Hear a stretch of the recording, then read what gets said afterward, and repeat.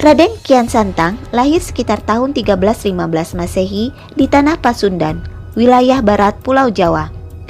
Raden Kian Santang atau biasa disebut Raden Sangara atau Syekh Sunan Rohmat Suci adalah putra Prabu Siliwangi atau Sri Baduga Maharaja yang tak lain adalah Raja Pakuan Pajajaran dengan Nyi Subanglarang. Pernikahan Prabu Siliwangi dengan Nyi Subanglarang dinikahkan oleh gurunya Nyi Subanglarang yaitu bernama Syekh Kuro Karawang. Dalam pernikahan ini, ia dikaruniai 1 orang putri dan 2 orang putra, yaitu Walang Sungsang atau Pangeran Cakrabuana, Rara Santang, dan Prabu Kian Santang. Menurut kisah yang beredar, Raden Kian Santang merupakan ksatria yang terkenal kuat, sakti dan gagah perkasa. Tidak ada yang bisa mengalahkan kekuatannya hingga 33 tahun lamanya. Ia terus mencari lawan tanding di seluruh Pulau Jawa, namun tidak ada yang dapat menandinginya. Raden Kian Santang pun memberanikan dirinya untuk memohon kepada ayahnya agar mencarikan lawan yang sepadan yang dapat menandingi kekuatannya. Sang ayah pun memanggil para ahli nujum kala itu untuk menunjukkan siapa dan di mana orang sakti yang dapat menandingi kegagahan anaknya. Namun tak seorang pun yang mampu menunjukkannya. Namun suatu hari, Raden Kian Santang didatangi oleh seseorang yang sudah tua renta. Di balik kedatangannya, ia diberitahu bahwa ada orang yang dapat menandingi kekuatannya.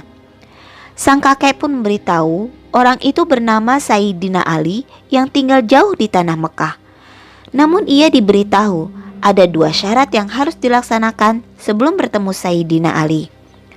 Yang pertama, Prabu Kian Santang harus bersemedi di daerah ujung kulon. Yang kedua, namanya harus diganti menjadi Galantrang Setra. Galantrang berarti berani, dan Setra berarti bersih atau suci. Setelah melaksanakan kedua syarat itu, ia pun bergegas menuju tanah suci Mekah. Singkat cerita, setelah melakukan perjalanan yang lumayan melelahkan, tibalah Raden Kian Santang di Mekah. Dalam perjalanannya, ia bertemu seseorang lelaki yang sangat berwibawa dan terlihat tenang sekali. Raden Kian Santang pun bertanya dengan lelaki itu, "Tuan, perkenalkan, namaku Galantrang. Kenalkah Anda dengan orang yang bernama Sayyidina Ali? Aku dengar ia memiliki kesaktian yang tinggi. Aku ingin menjajal ilmunya." Laki-laki itu pun menjawab bahwa ia sangat kenal sekali. Malah dia bilang akan mengantarkannya ke tempat Sayyidina Ali berada. Sebelum mengantarkan Prabu Kian Santang, laki-laki itu menancapkan tongkat ke dalam tanah.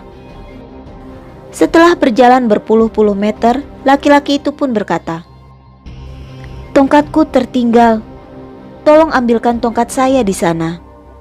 Awalnya Raden Kian Santang menolak karena ia merasa seorang putra raja, tapi disuruh-suruh orang yang baru dikenal. Tapi demi bertemu dengan Sayyidina Ali, ia pun akhirnya pergi mengambilkan tongkat itu.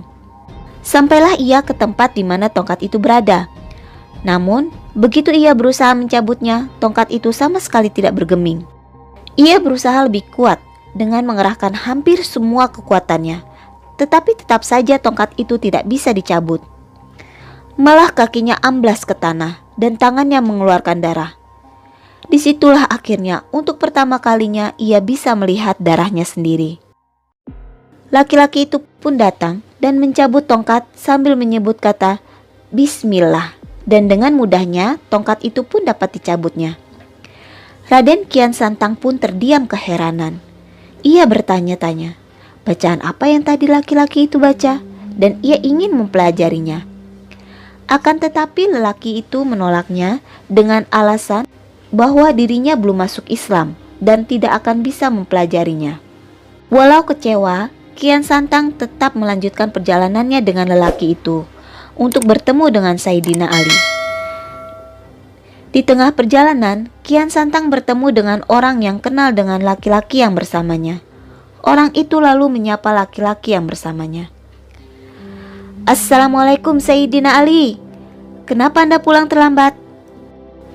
Mendengar itu, Kian Santang pun terkejut.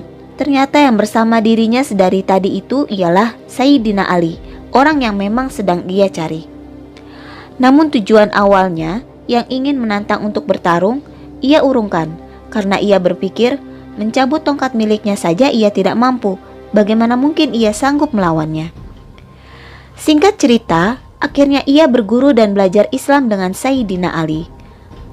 Setelah itu Kian Santang pun masuk Islam dan bertekad menyebarkan Islam di tanah kelahirannya. Setelah belajar, kemudian ia pulang ke Pajajaran untuk mengunjungi ayahnya Prabu Siliwangi dan berniat mengajak ayahnya untuk masuk Islam. Ada cerita yang mengatakan ayahnya menolak dan lebih memilih mengasingkan diri ke hutan demi agar tidak terjadi perselisihan antara mereka. Kemudian ia menjelma menjadi harimau putih dan tinggal di sana bersama para prajurit setianya. Demikian kisah singkat Raden Kian Santang. Walaupun masih menjadi perdebatan apakah benar Sayyidina Ali yang dimaksud di cerita itu adalah sahabat Nabi Muhammad SAW ataukah bukan. Mengingat rentang tahun yang jauh antara keduanya, di mana Sayyidina Ali hidup sekitar tahun 700-an Masehi, sedangkan Raden Kian Santang 1300 sampai 1400-an Masehi. Ada yang berpendapat kalau itu bukan Sayyidina Ali sahabat Nabi, tetapi Ali yang lain. Ada pula yang berpendapat kejadian tersebut terjadi memang di rentang zaman Sayyidina Ali. Dan di situ bukan Raden Kian Santang anak Prabu Siliwangi seperti yang diceritakan selama ini, melainkan sosok lain yang sakti juga yang mirip Raden Kian Santang. Lalu pertanyaan lain, bahasa apakah yang dipakai mereka untuk berkomunikasi? Semua masih menjadi misteri. Kalau menurut kalian, mana yang benar nih guys? Tulis di kolom komentar ya. Sampai jumpa.